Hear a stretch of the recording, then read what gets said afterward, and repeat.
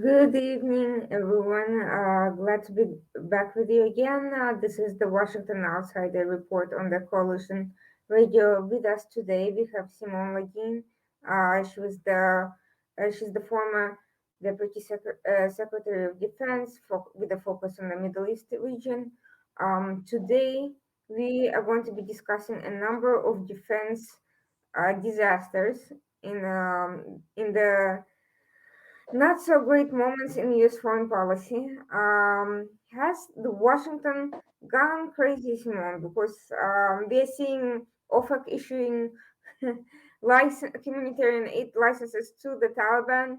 We have Jake Sullivan traveling to the Middle East and issuing banal statements while Saudi Arabia is under attack from Houthi drones. We have the the debacle in Congress with the Iron Dome. We have President Biden and the humanitarian aid issue with Egypt, and of course we are having NDAA, which is always fun to talk about. So let's get started with the with the whole situation with the OFAC and the license to imports basically whatever is needed for the Taliban's um, own needs. And this comes, by the way, a few days after statements at the UN with the Emir Tamim calling for just that measure. I don't know whether the timing is just funny or it's me, but I'm curious what you think about this. Well, I can't speak to the timing with the with respect to the emir, but I do think the Qatari emir, but I do think that it is pretty outrageous, this OFAC license. And if you actually, the overall license, if you actually click on, they have a series of FAQs, which it's normal to issue the frequently asked questions with respect to the license. They actually talk about the more specific elements of what's included in this license. And in this case, actually, taxes and fees are allowed and are included under this license, which means that the Taliban are able to levy duties against, let's say, NGOs and add a Taliban tax for any humanitarian activities or humanitarian goods. And then that is explicitly allowed in the OFAC license, which I find outrageous. I was speaking with someone a while ago now on a news channel, and I referenced the fact that the Taliban remain a designated terrorist organization. And they were arguing because they're not, okay, so they're not designated under US State Department sanctions. They're not a designated terrorist organization by the State Department, but they remain designated under Executive Order 13224, and they also remain designated under the United Nations Security Council. So I think it's outrageous that we're allowing for this, really with no discussion, and especially after we heard today in testimony from the Defense Department that the Taliban did not adhere to any of the agreed upon points in the Doha Agreement. Well, one, they didn't attack U.S. forces directly, but yeah, I find the whole thing absolutely outrageous, and they're doing it in the open. I mean, they're not even trying to hide what they're doing, so it's pretty disgraceful. Is there a limitation on how much taxes they can levy? That wasn't included in the license, so I'm not aware of any limit. So it sounds to me like they are basically getting an indirect cut of the money, and in other words, they can tax as much as they want and essentially divert the humanitarian funding legally in that way without having to just Correct. basically steal Yes. it in and That's this correct, and comes at a moment. that's what they've done I'm sorry, there's a delay. I don't mean to cut you off. I think Mhm. that's, Irina, that's what they've done historically. If you look at their fundraising activities across at least the past 2 decades, they were very good at levying taxes. I mean, they derived a lot of money from our NATO ISAF logistics chains, moving food and equipment into the country, like through Pakistan and across the borders into Afghanistan. They taxed a lot of that and made a lot of money off of that, as well as taxing and eventually taking over the opium trade. So there's a couple of things here. First, when the administration restored humanitarian aid to the Houthis in Yemen earlier, they were faced with a similar situation in that Houthis have a tendency to also extort and levy high taxes against various humanitarian packages and so forth. So the Biden administration had to have been aware that this similar practice is already being employed. And the other issue, of course, is that um, the same a representative of the Taliban said right around the same time as the OFAC license was issued that they will be restoring public executions and amputations, which is not particularly welcomed by anyone outside the Taliban circles. So I'm not really sure how they think that an organization that considers cutting off hands, to quote directly, very important, will deal with humanitarian aid for those portions of the population that are not particularly in line with the Taliban ideology. Well, I think that's an excellent point. And for groups that are not explicitly protected by these taxes, I think they that candidly probably don't have money behind them from the West or from other countries that are engaged in activities there. I think they're uh, I think that the future for them looks quite bleak, unfortunately. We've been getting some very disturbing reports of the Hazara minority being under attack and physically suffering ethnic cleansing. And there's also been some reports of massive attacks in Panjshir Valley, as well as foreign mercenaries from various regions, Syria, from Chechens coming in to assist the Taliban in a crackdown internally. And I've personally seen some very disturbing pictures showing what look like mass graves and dead bodies. What can you tell us about what's going on? And it's really not been very reported very well in the media, so it's really anyone's guess what's actually happening. Yeah, I think it really is anyone's guess unless you have access to people who are there on the ground, and they're certainly not reporters because all reporters are not there on the ground.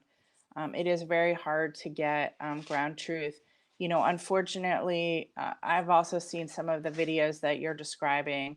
Um, you know, uh, there's there's definitely been a focused targeting of people, Panjshiris, people from the Panjshir Valley, people whose names, tribal affiliations are from Panjshir.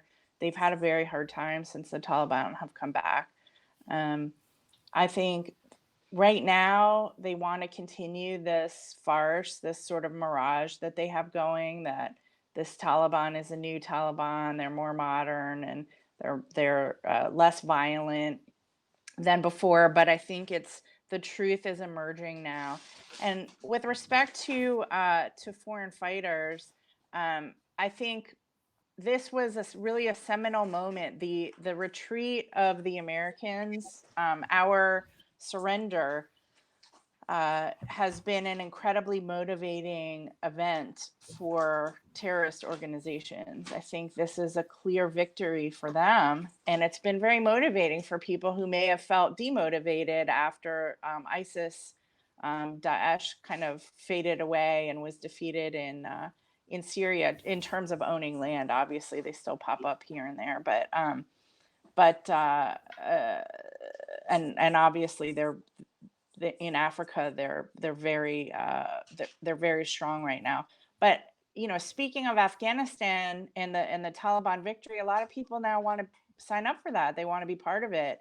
And recruiting, I'm sure, is going very well for them. I'm sure fundraising is going very well. And this has been a seminal moment for them. And as someone who spent a lot of her career in counterterrorism, I'm very concerned about what that means, not only for the United States, but also for the West and West kind of facing West allied countries, what we will be facing in the future. The administration seems to have dropped the ball both on the counterterrorism and human rights front, despite being proponents of human rights, democracy, and liberalism when they took office.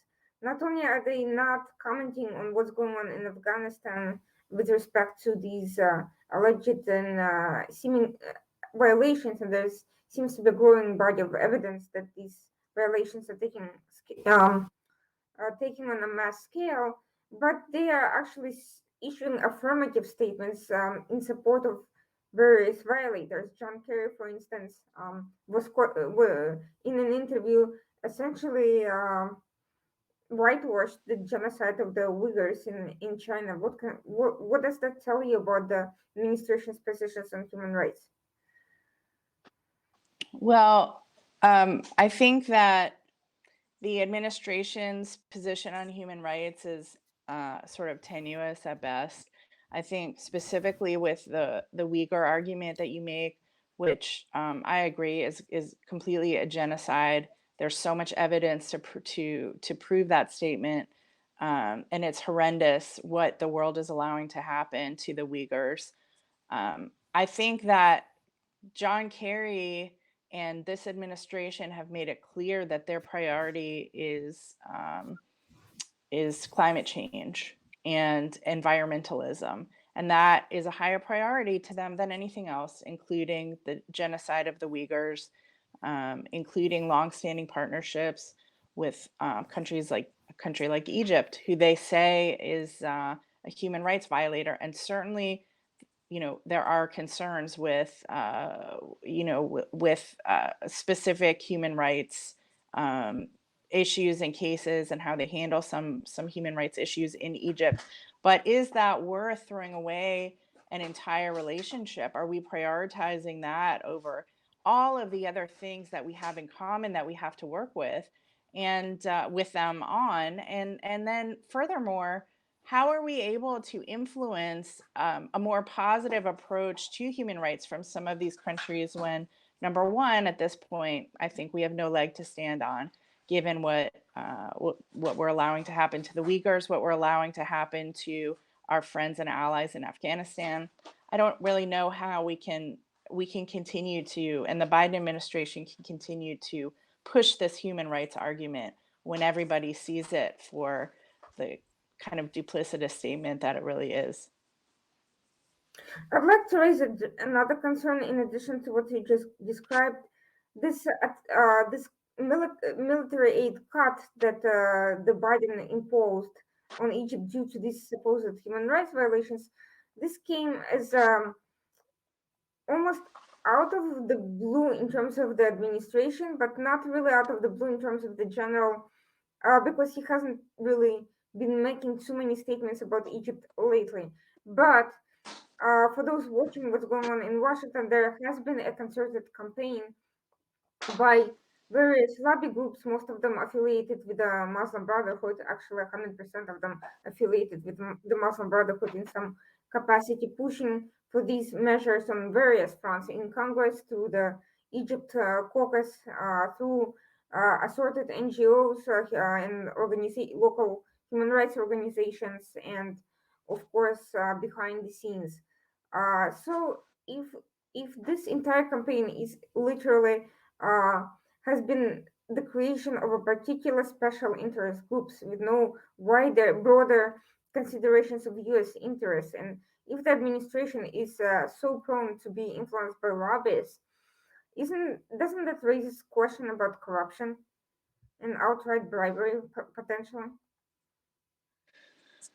I think that's a very interesting question that you raise. I mean, I have no specific knowledge about, a corruption and bribery angle, but there certainly is.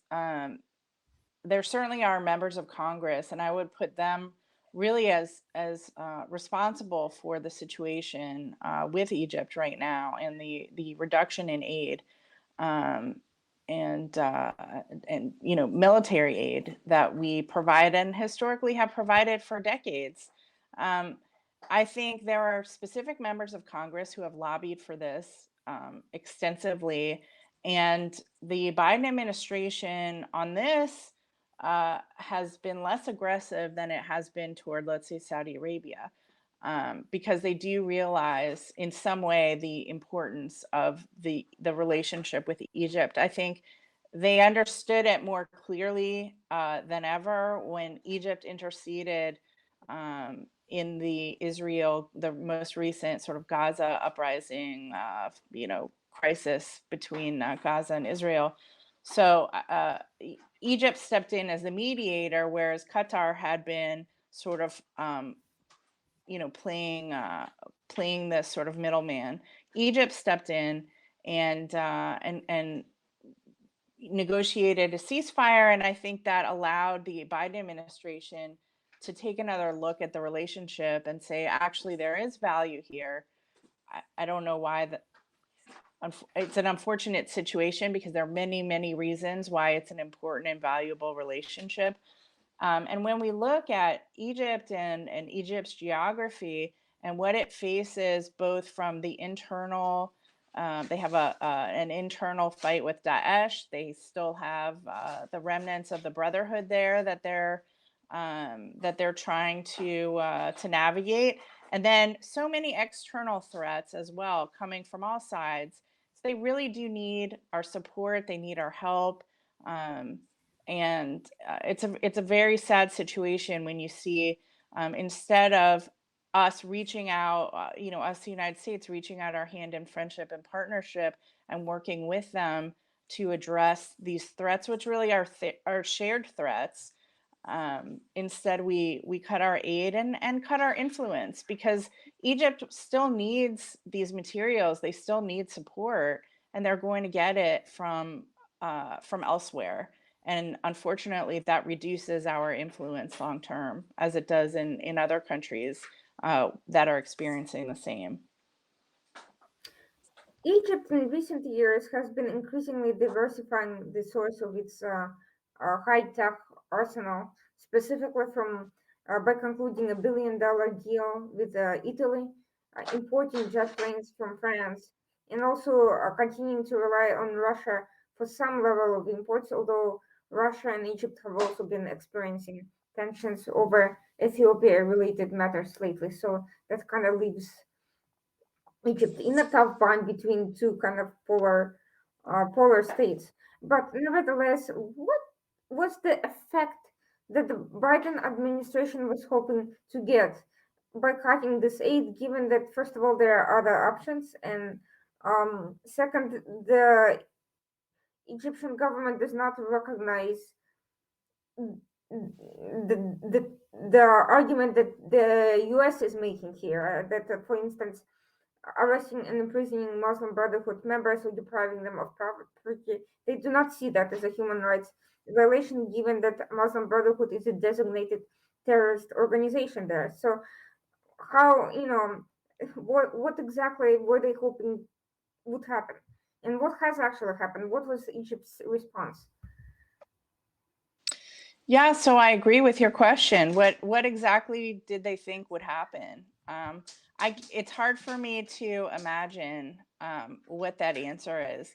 I think it's incredibly naive to think we'll cut aid and they'll start to do what we want for the reasons that you mentioned. If you have a true understanding of the situation in Egypt vis-a-vis the Muslim Brotherhood, you will understand why they're doing what they're doing. Again, perhaps there are different methods that can be used in order to reduce. I apologize, my dog is making a lot of noise right now. Um, the Okay. the to sort of reduce. Reduce the influence of the Brotherhood and even further, and really erase the possibility that they could they could ever have a role again in the Egyptian government. So I don't know why. I don't understand the calculus. Perhaps it's like a DC calculus thing where these certain members of Congress are so focused on this issue for whatever reason, and it's a sort of trade that was made for other things. I could see Mm-hmm. that as a possibility, but I don't know. Again, what was given, what was traded? I don't know the answer to that. But what I do know is that the second and third order effects of this are devastating. And the long term damage that this has done to the US Egypt relationship is incalculable. And it's not only our sort of US and Egypt watchers like myself sort of concerned, but many of our international partners who have relied on a very strong US Egypt relationship over the years, they're also deeply concerned. Countries like Israel, they don't want Egypt to get, super close to Russia. That's not helpful for them. So, um, for many reasons, this is deeply concerning. And since 2011, when the Obama administration first froze our military aid to Egypt, eventually they did release it, but it has been a long road, and um, it has been very destructive because at the end of the day, Egypt now gets a much larger percentage of its security equipment from other countries than it did before. It had to diversify because I think prior to 2011, they were convinced that nothing would ever change in terms of the US Egypt relationship. And well, they woke up to reality a long time ago, and now it just continues to get worse, unfortunately. President Sisi has cancelled his physical appearance at the UN General Assembly session, instead sending a video message. And frankly, the Egyptian delegation, they didn't really have anyone high level to speak of. What is it in any way linked to these tensions with the Biden administration? Has there been any discussion about high level meetings? Well, again, I don't have any insider knowledge on this, but I do think that um, there was no communication at all until Egypt brokered this Gaza-Israel ceasefire, and then President Biden called President Sisi. That was the first communication that they had, and that was well after President Biden had taken office. So, and that was viewed as a bit insulting to the Egyptian president. Um, Now, as you noted, Egypt is facing what they view as potentially an existential threat from the Grand Ethiopian Renaissance Dam, and they have asked both the United States, the United Nations, um, the African Union to intercede and help negotiate a solution to this situation as the Ethiopians continue to fill the dam. Um, and water insecurity, water instability is already a massive concern in Egypt, and again, they consider this to be an existential threat. So they haven't really seen, I mean, there hasn't been a ton of movement in terms of helping Egypt with this problem. I can assume that they don't want to have to take military action against Ethiopia. But if the situation continues, you're sort of reducing any other options or getting rid of any other options aside from a military one, if indeed this becomes an existential crisis for Egypt. So it's a very complicated situation. And I think the fact that all of these world leaders were in New York and President Sisi decided not to come was such a clear sign in terms of what he what he thought he would gain from coming, which really says something. Quite a statement. And all of that comes amidst a failed coup in Sudan, which some have attributed to an attempt by Islamist military contingent to take power back, while others are seeing as a sign of a deteriorating ethnic tribalist kind of situation and a sign of fragility at the top level. There's been not really much from the administration on that front. There's also been Sudan has also been kind of cast aside during the post Abraham Accords period. What and it's a very important country in this whole in the trilateral situation between Egypt, Ethiopia, in that region. So what exactly is happening? Why has there been such a non-response by the administration to these very disturbing developments and that that kind of threaten the stability in the entire region and not just Sudan itself? Well, one can only surmise that they haven't prioritized this in terms of where they want to focus. I know they've appointed Ambassador Feltman, as an envoy. I know he's done a lot of travel recently, and I hope that something comes of it, but who knows really? Who knows if he will achieve any kind of success diplomatically? I do think it is incredibly problematic that Sudan, who did normalize relations with Israel through the Abraham Accords, has not really reaped any benefits from that relationship and from that action, which was very gutsy for them. Um, I know that there are efforts to change that and to start, to help Sudan with some agricultural efforts and other things that they really need help with. So I hope that that starts to bear fruit. Um, yeah, there was a coup attempt, and my understanding is the same as yours. It was really driven by Islamists to try to take over the country. Thankfully, it did not succeed. And I hope that, part of the Sudanese partnership with Israel, UAE, other countries will really help them as well to better identify what the kind of charge points are there, and how to sort of focus on improving some of the these sort of warm areas that if you just sort of light a match nearby, something will explode. They need help, and again, they haven't really taken sides in this Ethiopia Egypt discussion. I think at the end of the day, they have to side with Egypt because the filling of the dam also influences and potentially affects their water access as well.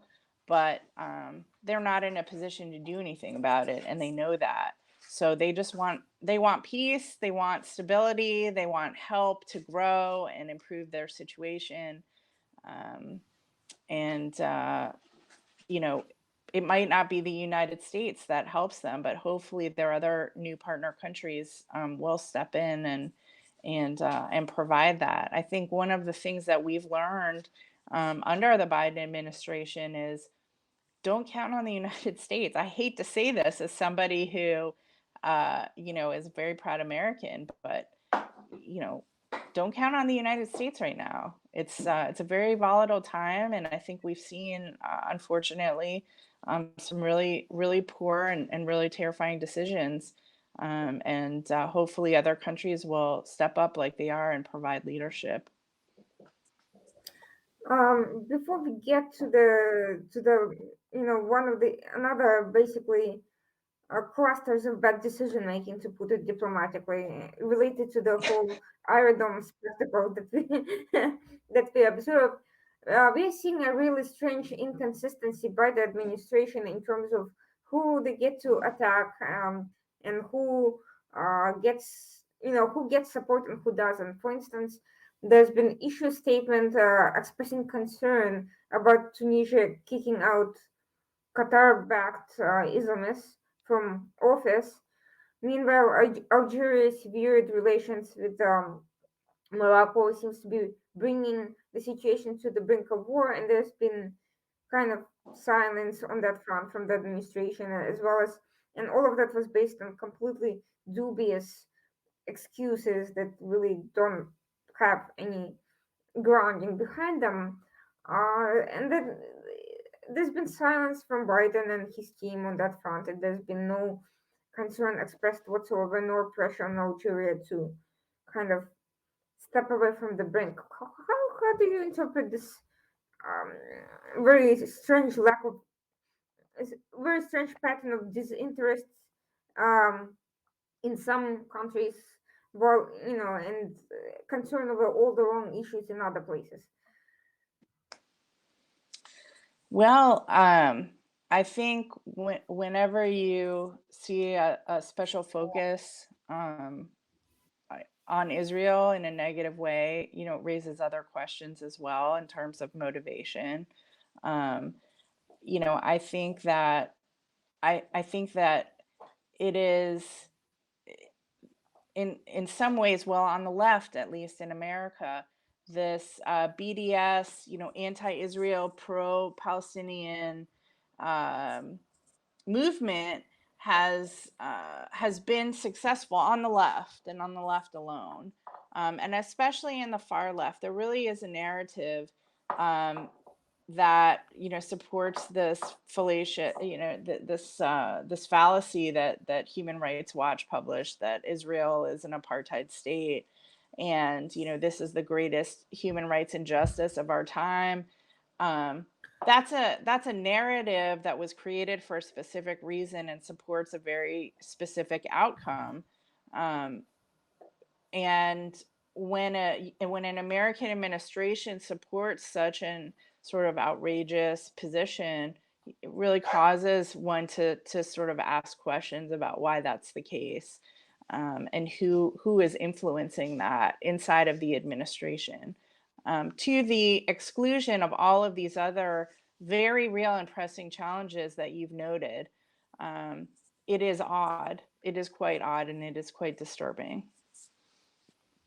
So moving now to the whole, more specifically to the issue with the Iron Dome, we have seen some politicians become quite vocal in essentially even being ready to sacrifice their own interest in the U.S. infrastructure bill because they were so concerned about the defense, um, supposedly the defense spending on the Iron Dome, and what a horrific thing that was. Now, for years, we've had some people from libertarian circles deride any sort of military aid to anybody whatsoever for any reason, and basically saying, "Oh, Israel and other countries, they get free money from the U.S." That's really not the case, and I don't know whether these individuals understand that or not, but um, at stake was not just Israel's own security, but U.S. interests in this matter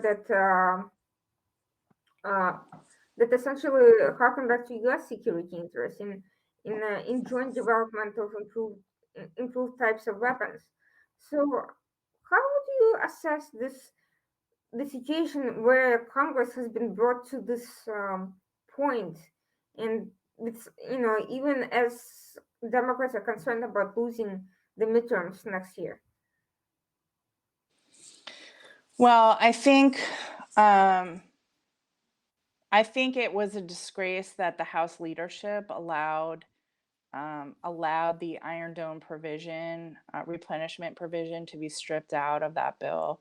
I think it was outrageous and appalling. And there were a lot of Democrats who felt the same way, and they really raised an alarm. And obviously, there was a separate bill and a vote, and everything's okay.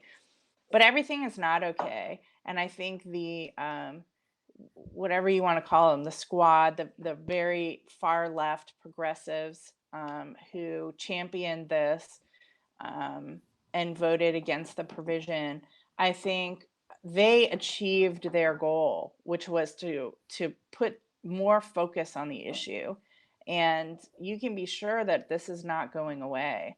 The facts, which are the Iron Dome is a joint Israeli-U.S. project, that it's not a gift, that it's something that benefits all of us. We now have an Iron Dome here in the United States, for example, and we're hoping to have more soon. That's not something that ever came up and was it really ever discussed publicly for a reason. Nor was the fact that this provision is specifically intended to support replenishment of the weapons that the Iron Dome deploys when there are rockets that are sent into Israeli cities.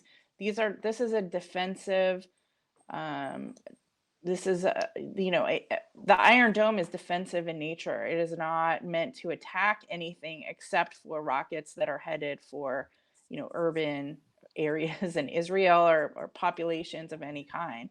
And as people have said many times, it protects both Israelis and Palestinians, Arabs, of whoever's there. And many Israeli cities, as we've seen, they're not inhabited just by Israelis, but by Palestinians as well. And so it's a completely ignorant argument. It was just another excuse, another reason to shine the spotlight on Israel and on the narrative that Israel is an apartheid state, which which obviously is not true. And it's not going to go away. I mean, so this was this one provision was knocked off, and everything was approved, and it was overwhelmingly approved, and that's wonderful. We got some great statements out of even Democrat members of Congress, but at the same time, it should never have been allowed to get that far. It was an it was an outrageous attempt by a small number of members of Congress that really had an outsized influence, and got way too close to achieving their goal. Speaking of outsized influence, these individuals we are seeing they are not really foreign policy experts. They are coming from a highly ideological point of view. How much impact can they have on US Israel foreign relations? And what do you think they are the future of the Democratic Party? And to add to that, why do you think the Abraham Accords did not kill the apartheid narrative, given the number of Arabs from other countries now traveling to Israel and testifying to the conditions there?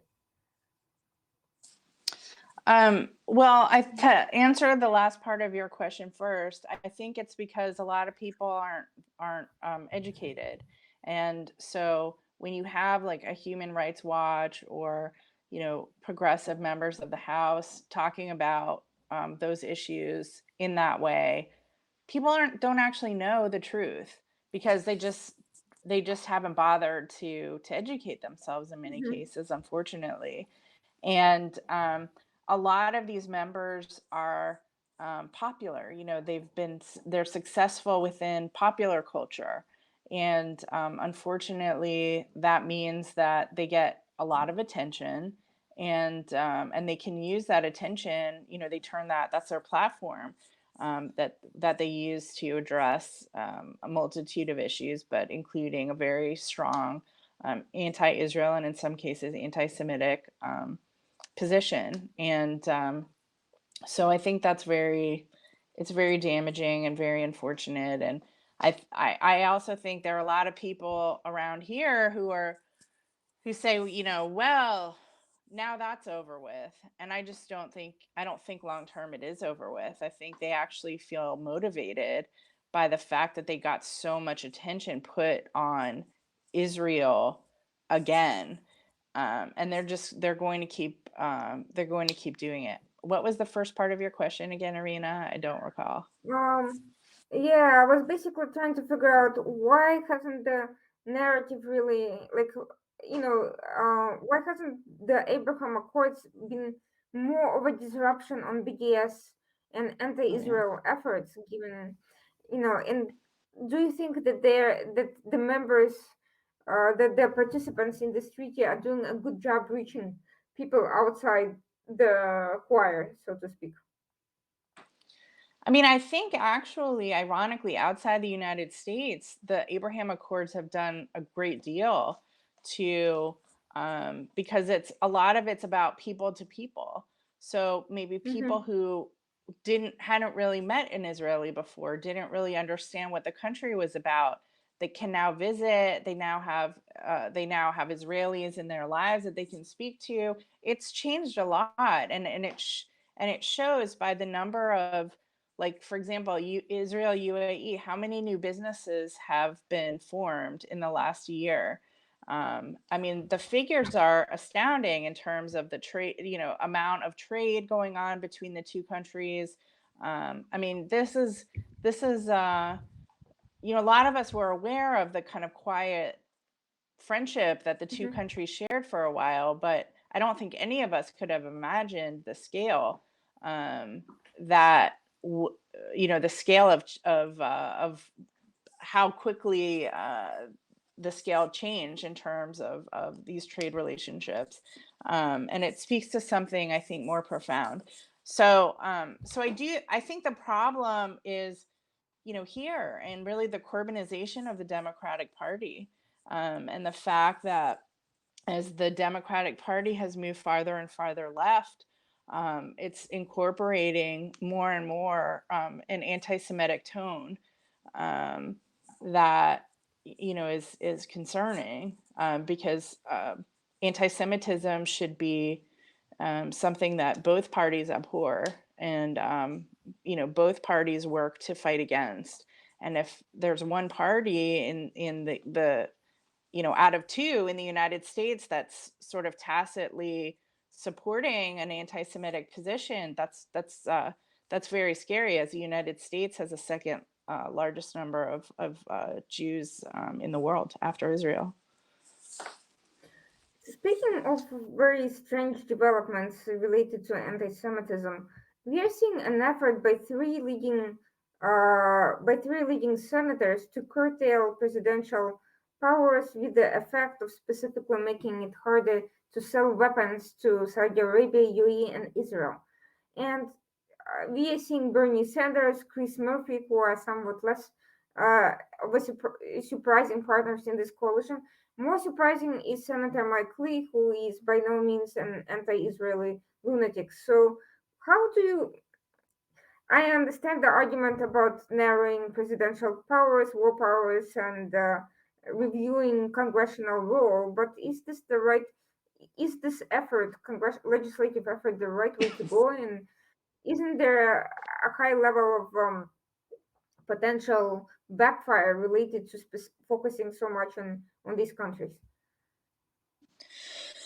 Yeah, I mean, I do think there is, you know, in the most recent NDAA, the House passed this amendment which now ends the logistical support, maintenance, and sustainment of Saudi airplanes involved in strikes against the Houthis in Yemen. Like, the problem in Yemen is the Saudis. I mean, Mhm. what about the I Houthis? just, They still think that stopping this very small amount of continuing aid to the Saudis is somehow going to bring the Houthis to the negotiating table. I mean, it's absurd. It really is not reality based.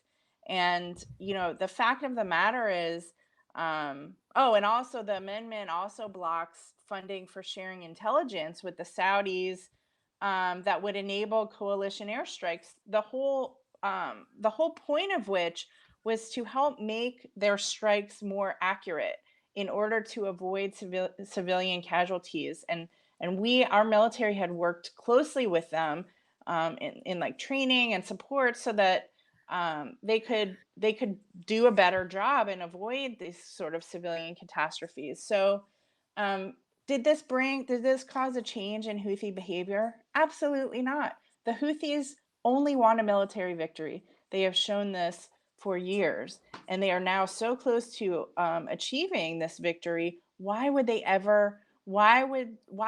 ever influence anything other than emboldening them further, causing Iran to provide even more support because they're so close to this victory that they fought for many years now? The It's Houthis it's seem to uh be it's one it's city. appalling. The Houthis seem to be one city away from having a clear path to the takeover of the south of Yemen, which would bring them directly to Saudi borders. There's been discussions that perhaps some of the Muslim Brotherhood contingent inside the country has been facilitating that. Leaving that internal argument aside, it's the administration has focused on the diplomatic process. The Houthis have refused to meet with Americans, have derided the process, have rejected multiple outreach efforts by the Arab coalition, have repeatedly rejected every effort at mediation, at a discussion of any politically inclusive issue, perhaps because they feel that they don't need to if they are going to eventually take it over anyway. How do you see the US role in this catastrophic scenario? I understand that the administration has been focused on getting some possibility over nuclear deal with Iran, but that can't possibly be the only explanation for this bizarre behavior of giving Yemen away to a completely fanatical US hating group with increasingly sophisticated capabilities that can now reach Israel, UAE, and other countries, not just Saudi Arabia and Yemeni citizens. Um, I think it's precisely the reason. I think their irrational desire to return to the JCPOA, despite all the Iranian signals that they could not care less, is precisely the reason why they, month one in office, Biden canceled the Houthi terrorist designation. The only reason for that was the JCPOA.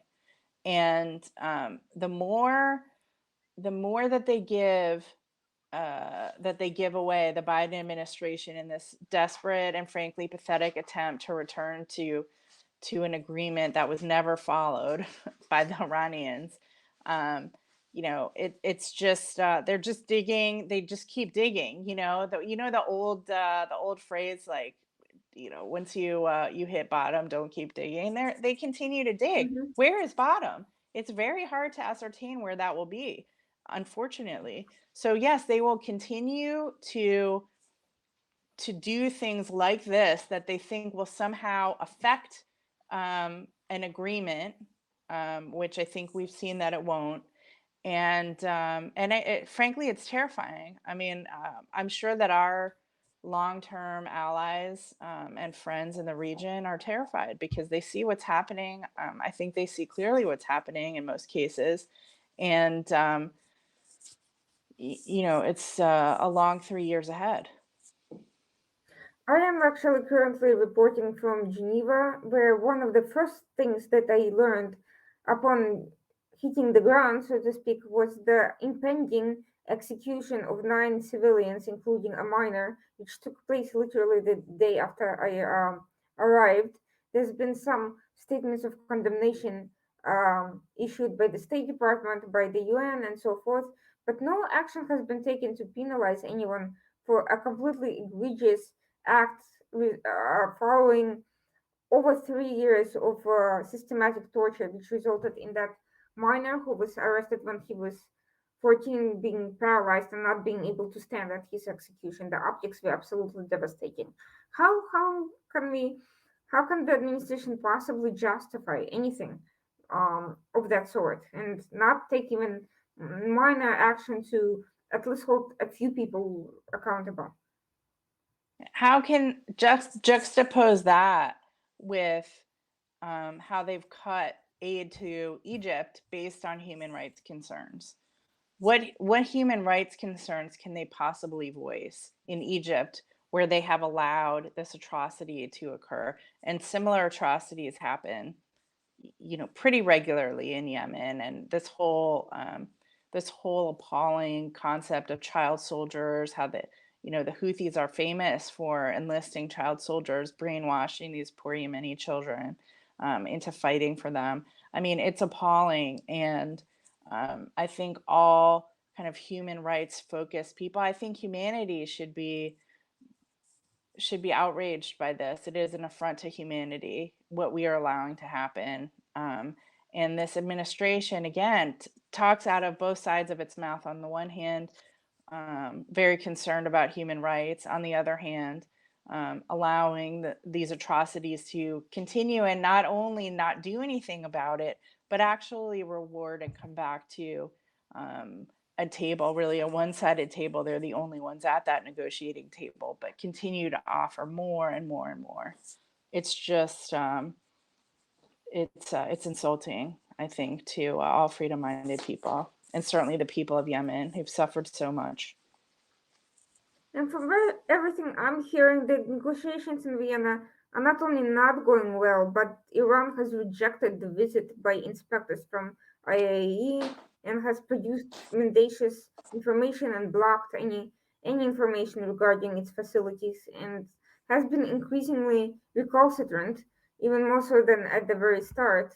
So, what exactly is the calculus here? What does the administration hoping will change as a result of these endless concessions that hasn't up until this point? They want a deal. They want a deal. I think that no matter what happens, I honestly at this point cannot envision a scenario where they will not um, still throw out what they think is some other carrot that would bring Iran back to the table. Why should Iran come back to the table? I mean, they're in a position of strength. Why would they what would motivate them to give anything up at this point? They don't need to. Um, and that's the same situation, by the way, with the Houthis and the I would say also, by the way, we didn't talk about this, but the Iran-backed militias in Iraq. I mean, they're all Hmm. operating a position of strength now. What on earth would make the United States and the United States administration believe that any of them would want to negotiate with us? To achieve what? They've already largely accomplished what they want, or there's a clear road ahead in order to do so. Do you think the US withdrawal from Iraq is next?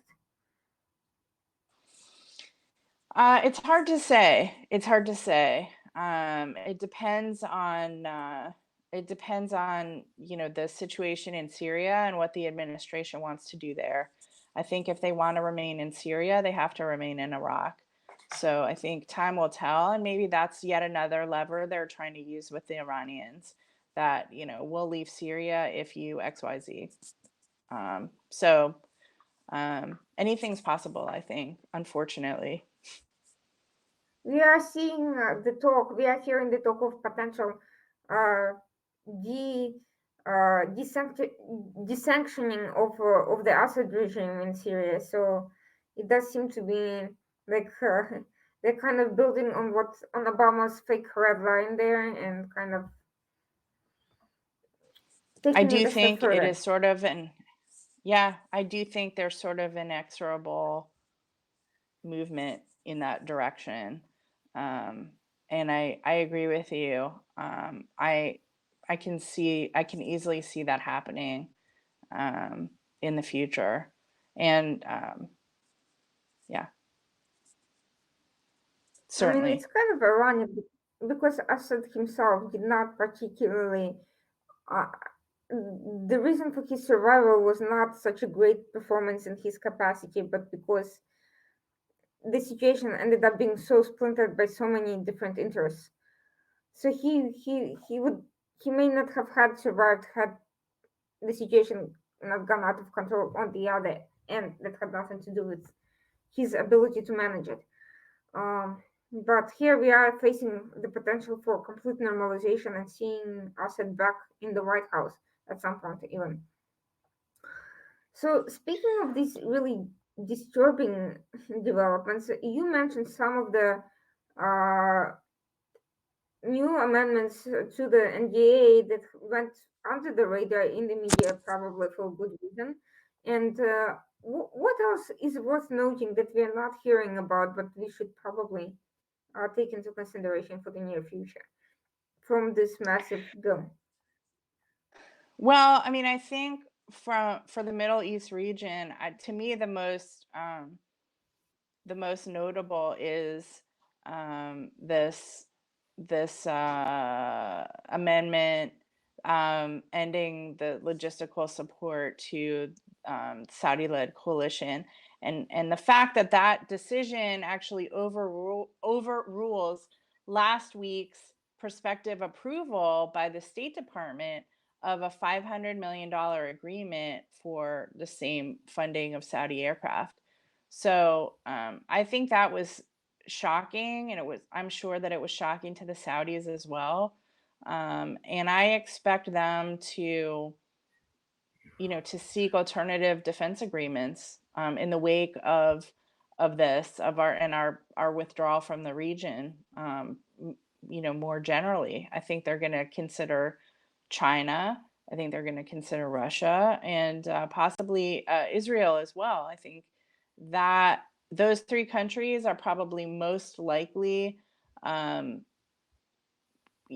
most likely partners for Saudi for a new defense pact. I think this is probably the final nail in the coffin, and they're just going to move on. And I'm We've not seen. saying that the entire defense relationship is destroyed, but the Mhm. partnership that we've shared over many decades now, an important partnership, and it's been an important kind of wall against Iran, frankly, is really, I think it's over. I think now it's just it will be a relationship of kind of mutual needs, but not a friendship the way that it was. We've seen some very disturbing developments related on that to that front. We've seen Saudi foreign minister meet directly with the Iranian foreign minister for the first time in a very long time, and the fact that there was such a high-level public meeting with no concessions from Iran towards Saudi Arabia whatsoever is in itself speaks for itself.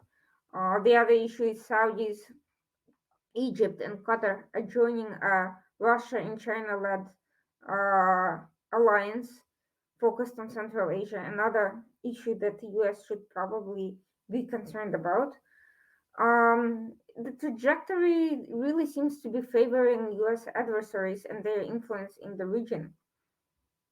I can't imagine Israel being happy about these developments either. Frankly, while Saudis may seem to be, continuing some level of defense operations with Israel, I don't see public normalization coming anytime soon. Speaking of the Saudis, though, the administration has made in the past statements claiming that they do not wish to deal with the crown prince. Now we have Jake Sullivan in Saudi Arabia meeting with him, while after a completely failed effort by Secretary Austin to gain any meetings in the defense whatsoever, or anyone for that matter in Saudi Arabia. On the one hand, this seems to be kind of a diplomatic loss for the United States, if that's what you know. If, if at the very least it's a loss of face. But on the other hand, what has actually come from this meeting? While Sullivan was there, we've seen additional Houthi attacks on Saudi Arabia, and we've seen no real pushback from Sullivan other than the usual kind of statements. What was the purpose of that visit? What has been achieved, and why is the administration even bothering at this point, given that they're not really giving Saudis anything that they would want, and there's not much to gain if this is how we are going to be about it. Well, actually, my understanding is there's a rather important diplomatic row that occurred that ended in Secretary Austin being disinvited from a visit, and that had to do with the Defense Department's removal of the THAAD system from Saudi Arabia. I believe, my understanding at least, is that once that was decided and announced that that Secretary Austin was no longer welcome in Saudi Arabia. So that was, after several Patriot systems were removed, um, some of which happened in the last administration. But I think ultimately, once that happened, that was the last straw for them. So I think perhaps one can surmise that Jake Sullivan went out there as a result of Secretary Austin being disinvited, to make sure Mm-hmm. that more broadly there were still the two countries maintain relations. But I do also think, given the recent meeting between Saudi Arabia and Iran, and the very strong desire for that the administration has to continue with the JCPOA, perhaps the conversation also included that. You know, I agree with you. It's pretty clear that full normalization, like Saudi Arabia signing on to the Abraham Accords, will not happen tomorrow, but they are inching slowly in that direction. And I do believe that ultimately it is inevitable that they will join the Abraham Accords and they will normalize with Israel. And so I hope, I'm not optimistic about anything this administration Mm-hmm. does, Mm-hmm. pardon me, but I That's do for sure. hope that that was something that they discussed as well. Um, Do you think the Abraham Accords? I'm not going to say that they will survive because there are too many other interests besides Iran already being developed, trade, educational, and so forth. But do you think its original purpose in countering Iran will actually be achieved given the lack of support by the United States and and and other challenges? Iran seems to have a growing role in the region. The some of the Bahrain and UAE are kind of small. They have good they're important allies, but they are small, and I'm not really sure. I mean, the alliance was supposed to grow with more and more countries joining, but now Biden's administration has sort of put a freeze on that. What is the trajectory here?